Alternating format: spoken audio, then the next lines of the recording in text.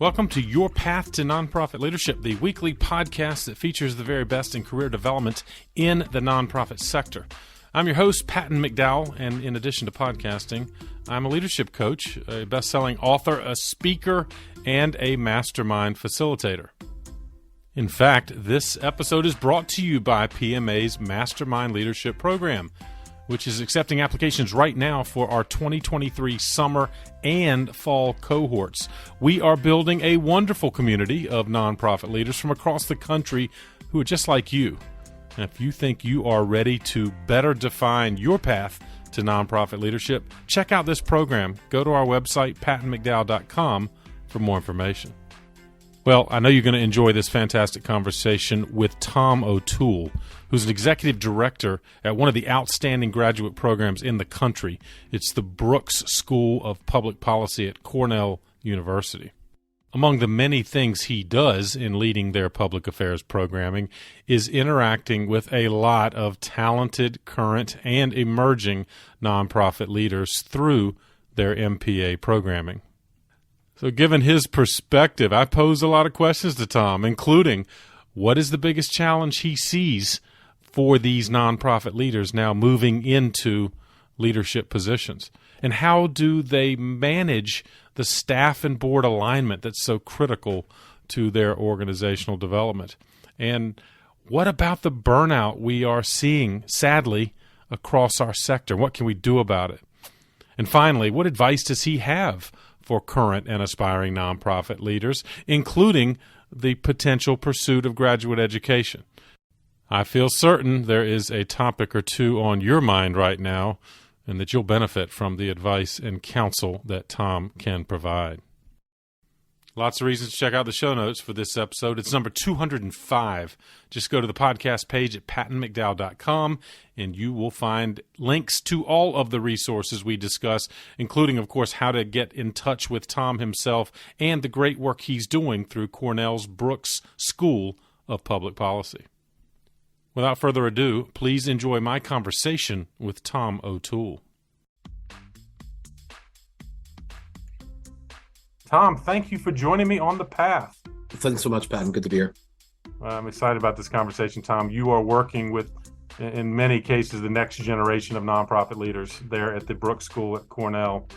And so I'm excited to talk to you about what conversations you're having, some of the issues this emerging generation of leaders are pondering right now. In fact, let's start with that.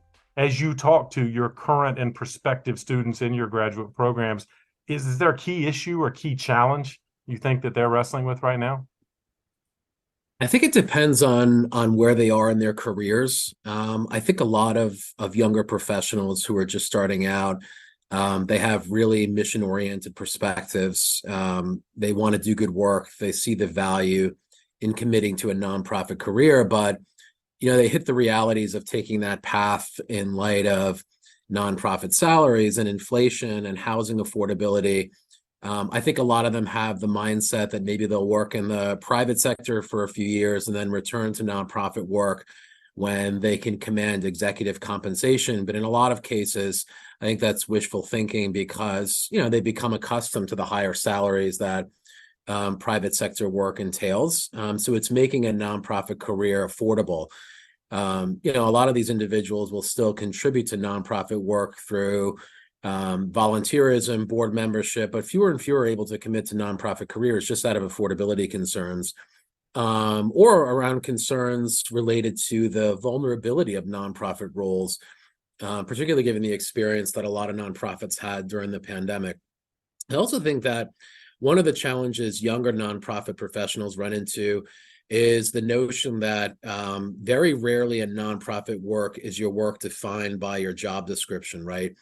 Nonprofits are usually all hands on deck, and younger professionals more and more, I think, are very conscious of work-life balance, and they tend to be very protective of their defined roles. And that's for good reason, right? There are generations of workers who have incurred and ignored serious mental health issues, burned themselves out, because they weren't protective of themselves and their roles. And that runs up against, the need for nonprofit staff to be really flexible and adaptive. And finally, I think there's a sense of vertigo among a lot of nonprofit professionals in the early stages of their careers in terms of the scale of the challenges that they're trying to confront, ranging from food insecurity to climate change, migrant refugee crisis. I think these are really overwhelming challenges. And for a lot of individuals, there's serious concern for burnout, right? Right.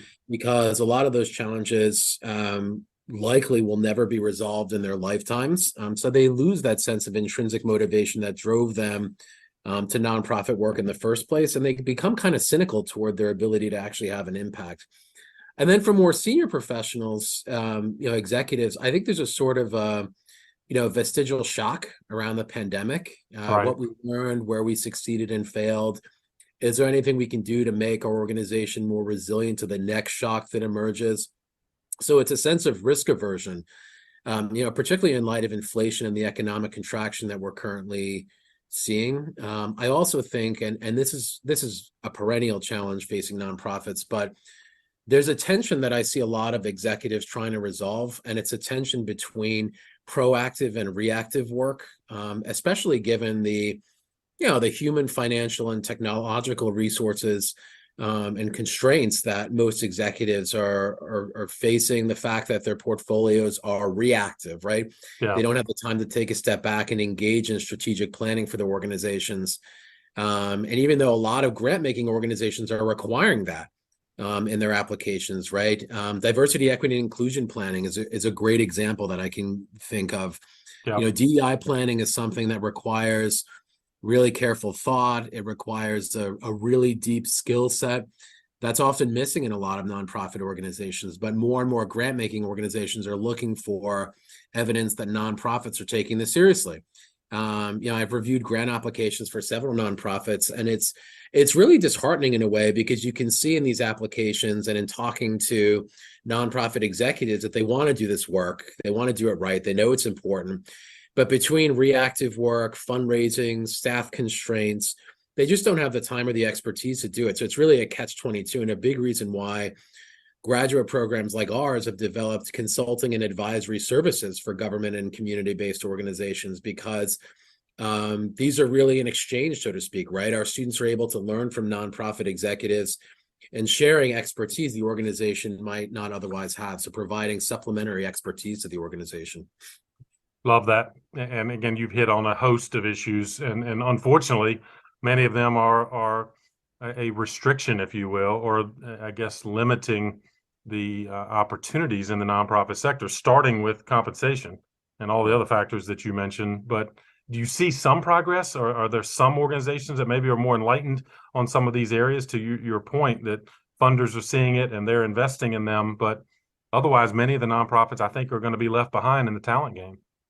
I mean, unfortunately, I'm seeing, well, unfortunately, I guess I'm seeing a lot more private sector organizations becoming invested in this work and leading the vanguard, which is a threat. I mean, right? It's a threat to nonprofit communities, because as private sector organizations get more invested in doing public interest work, as they become more invested in supporting communities and looking at environmental, social governance principles to drive their work, they're just better resourced, better equipped to do it. And so that's a competitive threat to nonprofit organizations that they have to be aware of, and also look to the private sector for guidance on paths forward. Yeah, well But it's put. definitely a challenge. Yeah, indeed. And you I know your role now, which I want to ask you about. You see some of these intersections between the for-profit, nonprofit, and governmental sectors. Talk about your role, Tom. What exactly do you do at the Brooks School? And let's talk about what experience led you to the work you do now. Yeah, so I'm the executive director for public affairs programming at the Jeb E. Brooks School of Public Policy at Cornell, which is Cornell's hub for research, teaching, engagement around public policy, the broad field of public affairs, so public administration, public policy. And so in this role, I oversee 2 degree programs. One is a 2-year residential Master of Public Administration program, and the other is a new Executive Master of Public Administration. That's an 18-month program for professionals with a minimum of 8 years of relevant work experience. I also helped to create new degree programs at the Brooks School. I knew custom trainings for the Brooks School. I also advise several student organizations, and I teach courses on public administration and comparative public administration. Wow. And so, in terms of I guess what brought me to this role, Yeah. I think it's probably a story that would resonate with a lot of your listeners because nonprofit leaders, a lot of times they don't look for leadership; it kind of finds them, right? I don't think of myself as a natural leader, believe it or not, because I think I have a pretty big mouth, but I'm a New Yorker, right? But I actually am an introvert. And I never really sought out leadership opportunities throughout my career. I worked, in politics and law before higher education. When I graduated from my program, I saw a really compelling opportunity to leverage the resources of Cornell to really have an impact on people's lives in a positive way. One of Cornell's former presidents, David Scorton, once gave a speech that had a really profound effect on my thinking about universities and what they could do. It was called his Global University Speech, where he argued that universities like Cornell had an obligation, right? Not just the opportunity or the resources, but really had an obligation to share our resources and expertise with the rest of humanity as an agent for diplomacy and positive change, that we had an obligation per our resources and our privilege, our global reach to serve at the vanguard of a new Marshall Plan, right? That would allow us to help those around the world lift themselves up. And that really opened my eyes to what universities could be and what we could do. And I wanted to play some role in that. And personally, as it happened, when I finished my degree here at Cornell, my wife had our first daughter. She was employed as an economic development planner for the city of Ithaca, where she's still employed today. So I was looking for opportunities and decided Ithaca, would be a fantastic place to raise a family, which, by the way, I think there are probably more nonprofits, community-based organizations in Ithaca per capita than anywhere else I've been in the world. So it's really rich. It's a really rich community of nonprofits Yes. doing great work. But at the time, the role that was open was assistant director for professional development, which helps students with, career management, developing internship and employment opportunities, networking them with alumni, polishing their application materials, mock interviewing, that kind of stuff. But through that work, my portfolio started accreting, so to speak, right? Which now is probably the point where a lot of your audience will be like, oh yeah, I know what that's like, right? They felt that, yeah. Right. So I eventually graduated to more of a leadership strategy role. So I wasn't looking for those opportunities. They were kind of situational. You do good work with integrity, and leadership begins to entrust you with more and more responsibilities. When you want to take on risks to serve your clients, in this case, our students better, you have the credibility to do that, and they give you the resources to support that work. But I don't think by nature, someone who looks to lead. I just look for opportunities to do work that's best aligned with my skill set, and things tend to evolve from there. And I've kind of always been like that, as many in public and nonprofit spaces are. I was very dramatic as a teenager. I did musical theater, and I declined lead roles on a few occasions for a part that I just thought I could perform better in. Right. I remember I took the role of the Cowardly Lion in The Wizard of Oz because I knew I was best suited to that role, even though the Cowardly Lion is only on stage for half the play, right? And I also have to credit my parents, right, for instilling in me this sense of entrepreneurship with integrity.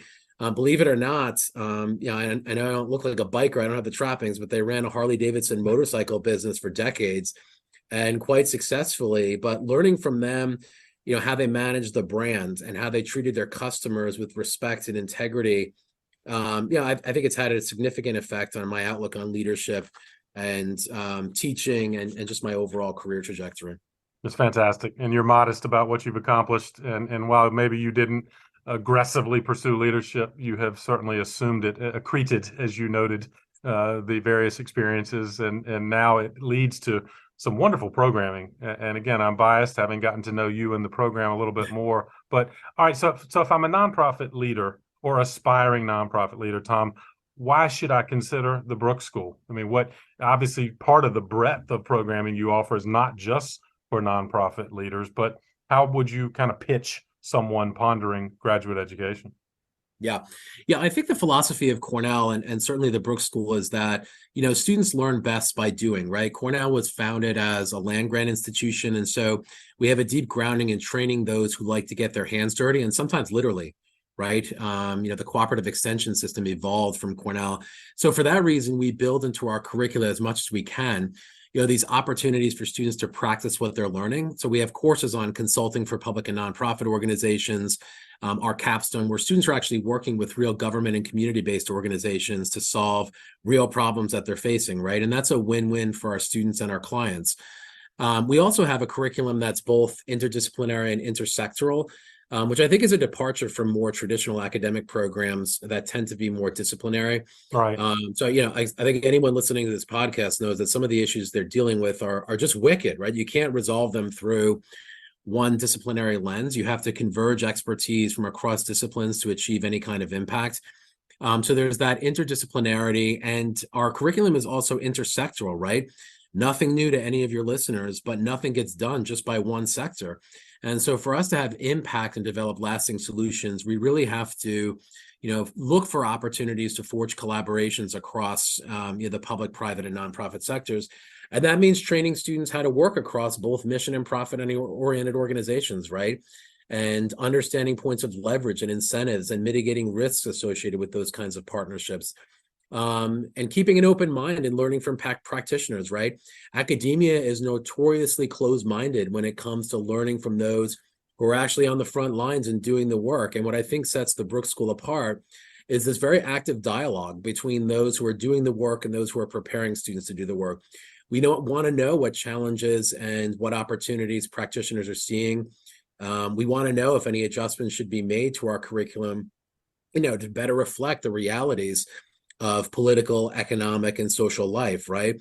It makes what we do more relevant, and it makes our students more competitive on the job market for sure, but it also means that we're contributing to solutions in a more profound and impactful way. I also think that one thing graduate education can teach, which you can't really learn on the job, are analytical frameworks, right? So because nonprofit management is so fast and furious, right? And because it's reactive, I think it's often really easy to get overwhelmed by the nature of problems managers face, which can freeze a lot of people into inaction. And I think education provides those frameworks, right? Which really serve as heuristics, right? For solving problems more efficiently. And it allows you to learn cutting edge art and science. So art, in terms of the storytelling, and I have had discussions about the importance of storytelling, right? Required to, sell the work of your organization, in science in terms of analyzing trends and data, forecasting risk or outcomes. I also think nonprofit management is one of those professions where you very much get by with a little help from your friends, right? Yes. So developing this global network of, faculty and peers that can support your career as consultants or board members or donors, I think that's really important as well. How do you factor in the nuances of the global community in which you're already creating? I noticed I was able to meet some students who are, from different countries. I guess you're getting real-time feedback from graduates, from program partners and others, but how do you kind of factor in the curriculum that I guess must be constantly evolving, especially when you put a global lens on it? Yeah, we have a really strong alumni advisory board, right? And they're sort of our steering committee on both leadership strategy and curriculum planning.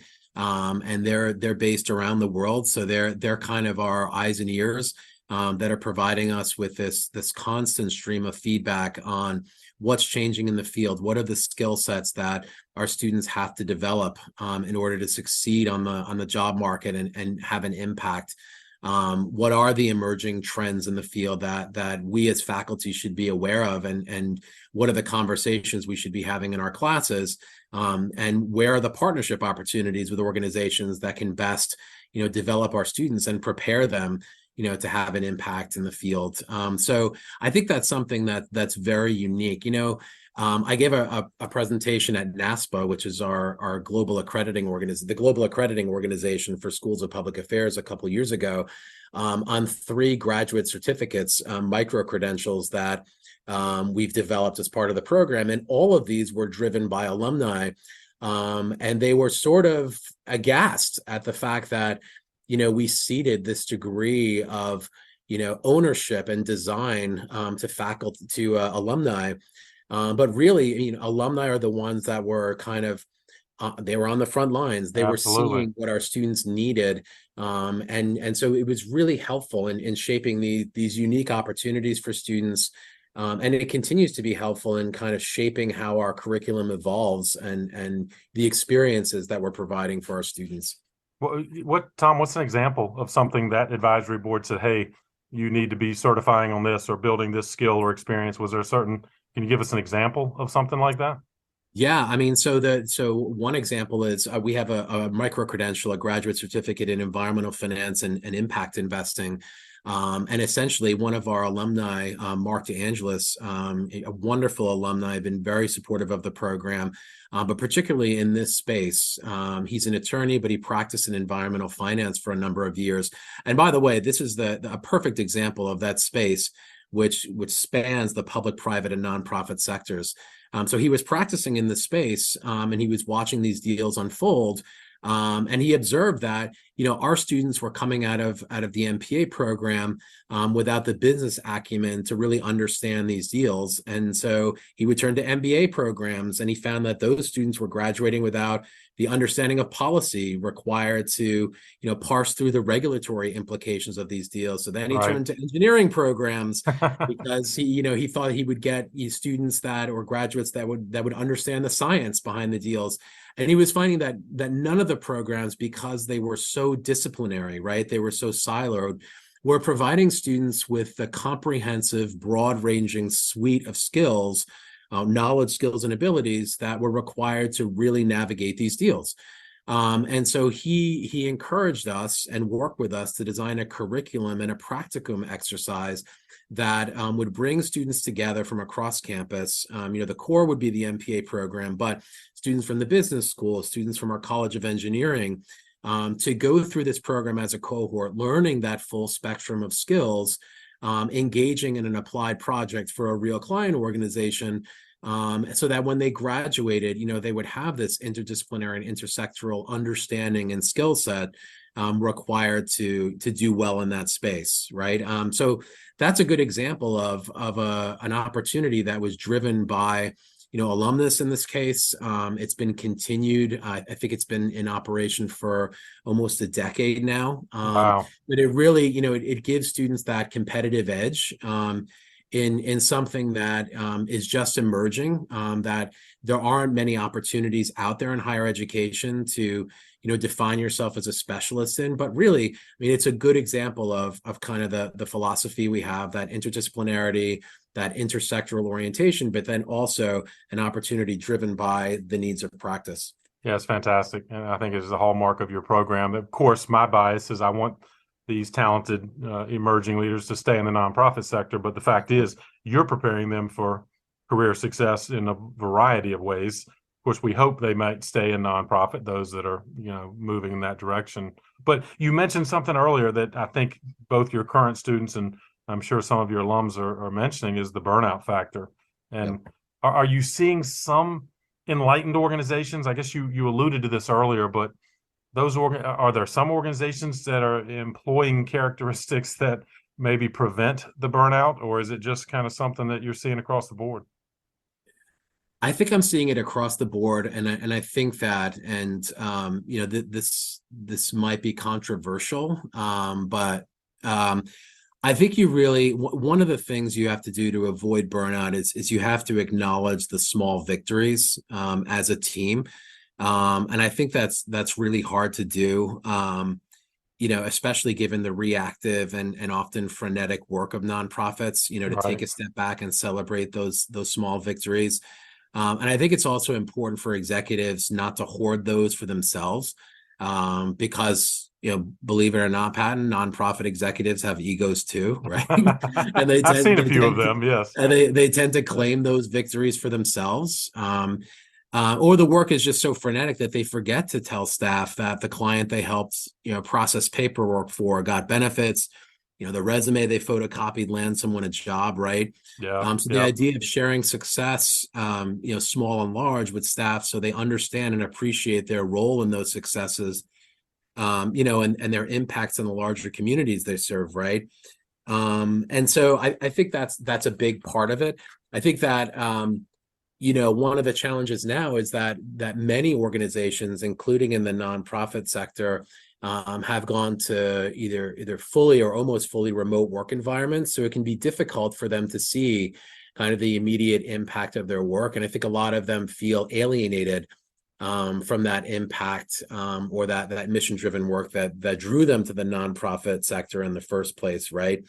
So I think it's there are a variety of things that you can do. I don't think I don't see a lot of innovation happening here across the board. But I think that it's one of those things, like I said, it's going to be perennial in nonprofit work, just because everyone's bandwidth is so limited. You're usually taking on roles, as I mentioned earlier, beyond your defined organizational role, beyond your job description. So you're always going to feel tapped out. But I think that you really have to ensure that your staff and your board are connected to the small victories, and that's what'll connect them to driving your mission and vision forward. It's well put, and you're right, because the wicked problems that many of them are facing are overwhelming, or can be. And so as a leader, an enlightened leader, I think that you do craft those stories and tell even the small victories that frankly brought many of these leaders to the organization in the first place. You've got to give them that kind of morale boost that these stories do in fact tell. And I think that's right. And so there are things I think organizations can do, right? For boards, I mean, board members get tapped out as well. I mean, they're balancing often very heavy responsibilities as a board member, but also busy professional lives. I mean, that's why they're on your board in the first place, right? But I think it's really important for them to connect with the clients you're serving, so they understand what the grassroots impact of your work are, what the impact, the actual client impact of the work is, right? And same thing with staff. I mean, I think a lot of staff, especially if they're back ends, you're not encouraging them to yearn for the vast and endless sea if they're just back office, right? I mean, they have to understand the impact of their work, and so maybe that means giving them some latitude, giving them some paid time off to volunteer in the communities that they're working in, so they can see the broad impact of that work. Great point. And that's, again, I would describe as an enlightened viewpoint that I hope some of our listeners will take away and, maybe reconsider how they are approaching their organization. Something else you alluded to, Tom, was that you're teaching your students and your programs, of course, analytical skills, including those that might bring a business lens to a nonprofit, which sometimes leads to maybe this organization shouldn't exist. Maybe we should merge with somebody else or dissolve our efforts because it can be done better elsewhere. But is that an active kind of teaching component that you're wrestling with, or your students are wrestling with? Because obviously we go to nonprofit work because we're passionate about the mission. We roll up our sleeves, but sometimes we have to step back and I guess bring that analytical approach to what we're doing. Yeah, this is so hard. And I've actually started including more cases on nonprofit closure or merger in my course. It's very hard for students to, I think, especially younger professionals without a lot of experience, to think about organizations merging or closing, just because they have that mission oriented perspective, and there's something obviously very emotional in seeing organizations that are here to improve people's lives cease to exist, cease to operate, right? So, but I think I could probably answer it on two levels, right? One is on, I guess, more of an executive level and a personal level, and the other is on more of an organizational level. And here I have to plug a book, but by someone I think from your neck of the woods, Ronnie Bryant. Oh, yes. You might have had Ronnie on your podcast before. I have. Right? So he wrote this great book, Driving from the Back Seat. And, Ronnie's former president, CEO of the Charlotte Regional Partnership. He's now the head of his own executive coaching firm. He was also, I don't know if I mentioned this, Pat, he was an executive in residence here at the Brooks School as well. And the book is excellent, right? So, it's very accessible, a quick read. but also really insightful for nonprofit executives in, taking stock of where they are in their careers, how where they are in their careers is aligned with the best interests of the organizations or not, right? And a lot of the book encourages executives to be reflective on whether they're still advancing the mission and visions of their organization. I think Ronnie mentions in the book that most nonprofit executives stay in their positions about 5 years past when they should have left, right? Right, I right. think that's kind of Interesting. inevitable, right? Especially given the degree of burnout that a lot of nonprofit executives experience. You kind of settle into this routine with the organization. You begin to lack or lose some of the passion and the imagination you had to drive it forward, but you can't, or you can't envision your career heading in a different direction. Maybe you're concerned you won't land a new position. So really being reflective on whether you're adding value to the organization and its clients, right? How your stagnation, which, is kind of, or can be ego driven, is leading, the people you care about, your board members, your staff, your clients, getting hurt, right? Right. So that's more of an executive or a personal perspective. From an organizational perspective, there are obviously nuts and bolts to think about, right? And that's where that business acumen you mentioned comes in. What's the financial health of your organization? Has something changed in the organization's internal or external environments that make it unsustainable? Has your portfolio been consumed by a larger organization with more resources, right? In other words, are you facing competition to the point where you no longer have the distinctive competencies or value add in your space to survive? And so if any of those boxes are ticked, then you really have to be reflective and check your ego and determine, whether your staff and clients would be better served by closing, right? So allowing for a more efficient, effective, and equitable distribution of resources across your community or space, or merging with another nonprofit to leverage shared competencies and amplify impact. But it's something that it's very, very painful. Obviously it's a decision of last resort, and you really have to do some deep thinking and be very transparent with all of your key stakeholders, your board members, your staff, the clients that you're serving. Really think about the risk to them of closing or merging, and will they be better served if you close? Right. And how do you engage in thoughtful planning about, how are they going to be supported moving forward if the organization closes or merges? I'm just encouraged you're teaching it. You're right. It's a outcome that we probably don't want to see when we lead an organization or working for an organization, but I do think it's the right thing to do, because ultimately funders may make the decision for you, right? If they're like, Right. wait, we're not going to invest in you if we don't see a viable kind of long-term plan. So good for you for kind of teaching that, the case study it sounds like that you're exploring. In fact, I was going to ask you a final, maybe academic question. The pandemic impacted every sector, and certainly the nonprofit sector in particular. But did you see any silver lining from, I guess, in terms of nonprofits' adaptability, or what you can teach in terms of how you deal with a crisis like what the pandemic did? But I wondered, did that kind of translate into some good discussions within the curriculum discussions for you, or even in the classroom? Yeah, and actually, even before the pandemic, we were training using simulations. Actually, we hosted a simulation here on global pandemic crisis management several years before the pandemic hit. I think it goes back to this learning by doing philosophy in our program, right? We all know that practice is messy, but textbooks and classrooms are fairly hygienic. So we have to bring some of that mess, right? That ambiguity and that frenetic pace into the classroom. And so we do that through experiential learning, right? Teaching students frameworks and then asking them to apply frameworks by working with real clients, many of whom are experiencing the kind of crises that you're referring to, right? So it's not just connecting them to the real problems that organizations are facing, but the real emotional and the visceral emotional implications of the challenges that the organizations they're working with are facing, right? So when nonprofits are facing this prospect of merger or closure, I mean, they're working directly with executives who are confronting these challenges, so they're able to see firsthand how it's affecting executives, how it's affecting their staff. They're engaging in kind of that risk planning and management to see what the implications are of different leadership decisions and how they affect broader communities.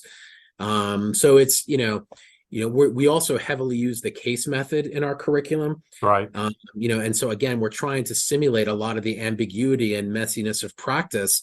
At the start of my class, I go over with students the differences between, traditional textbook learning and case learning, which is that, we usually not that they are, but we usually understand textbooks as containers of truth. Now they're not, but that's the way we usually understand them. You read them cover to cover, and there's no ambiguity, and it's pretty cut and dry. But one of the things I go through with students is that when you read cases, you're reading cases that are full of unanswered questions and ambiguity, and the perspective of the case author kind of shapes what you're reading, and it can lead to a lot of different analytical outcomes and decision options. And so walking students through cases like that, where you have executives confronted with no-win scenarios, which are very common scenarios, right? As you know, the reality, in public and nonprofit sectors, and how do you minimize impact, and how should your organization survive, and if it should survive, how might it have to adapt?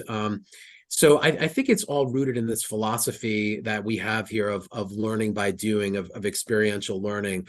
The classroom is a relatively safe environment, but we try as much as we can to bring some of the ambiguity and the messiness of practice into the classroom, so students know what they're going to be encountering in practice when they graduate. Fantastic. And it's exciting for me to have this kind of strategic conversation with you. And I know our listeners benefit from, in some cases, the wicked problems that face our sector, but it is a reality. And again, I know that's what you are trying and doing very well through your program, to prepare leaders for these kind of realities. I guess if there is a listener right now, Tom, thinking about graduate education to enhance their nonprofit leadership path, anything else you would offer, kind of final advice to someone thinking about this? I would say, talk to other leaders in the space, graduates of programs that you're looking into, to identify, whether and how they're using their education in practice. Our goal is to really, enable students to use the tools and skills they're picking up immediately. We're seeing this in a very profound way across both our residential MPA program, also in our new executive MPA program, which is, it's a hybrid online program that's designed for in-practice executives with a minimum of 8 years of work experience. But the program has to really fit like a glove in terms of your needs, where you see your career going, where you see your organization going. It's one of the biggest decisions that you'll ever make in your career. So, I would just encourage you to take the time to carefully research your options, choose the school that's the right fit for you, that's going to bring you into a community that's supportive of, your learning goals, your professional goals, and that has a mission alignment that's very much, attuned to, enabling students to take the next step in their careers.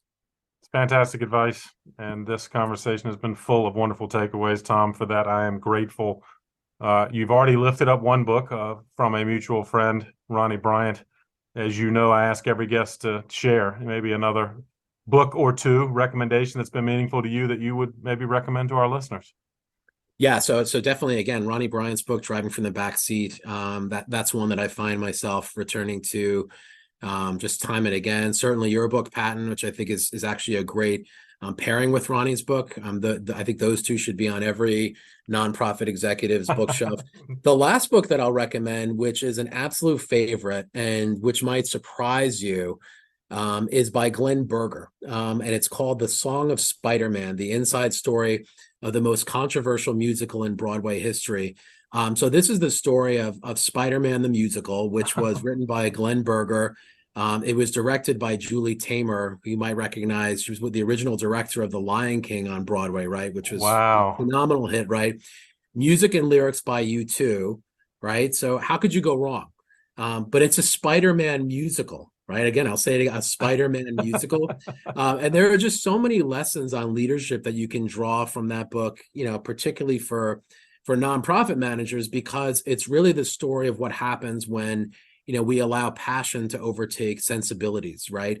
It's such a fun book, and it's just a very, very, if you're looking for kind of a very accessible summer read with some great takeaways, it just resonated with me a lot in terms of some of the nonprofits that I've worked with, and it's likely not on the bookshelf, of the typical nonprofit wonk, but highly recommended. That is fantastic. I have noted that immediately, and just it sounds fascinating in and of itself. So thank you, Tom, for adding that to our list of recommended reads. My last question, as you know, is where can our listeners find out more about you and the great work you're doing? Sure. So our website is www.publicpolicy.cornell.edu. And then from there, you can find links to all of our degree programs at the Brooks School, our faculty and staff profiles, some of the research and engagement work that we're doing. And you can follow us on social media as well. Fantastic. Tom, we'll link it all up in the show notes for this episode. And I will thank you once again for joining me on the path. Thank you so much. It's been a great pleasure, Ben. Well, I hope you enjoyed this conversation with Tom as much as I did and came away with some practical ideas that can guide your professional leadership journey, perhaps including graduate education or other ideas to help your nonprofit organization be more effective. Don't forget about the show notes. They are available for this episode. Go to our website, pattonmcdowell.com. It is episode number 205, and you can find out more about Tom, about the Brooks School, and its many programs to serve both current and aspiring nonprofit leaders. As always, I would be grateful if you would share this episode with someone else on the path. And if you haven't already, you can subscribe to this podcast. Just go to the podcast page at pattonmcdowell.com, and you will see the follow button. By clicking that, you will not miss any of our weekly episodes. They come out every Thursday. Of course, if you like this episode, click on the episodes button at the top of that same page, and you can scroll through thumbnails of some of our most popular episodes or search by topic or guest name. Thanks, as always, for what you are doing in the nonprofit sector, especially right now, and keep up the good work for causes that are most meaningful to you. I'll keep bringing you content that can help you do it even better. Have a great week. I'll see you next time on The Path.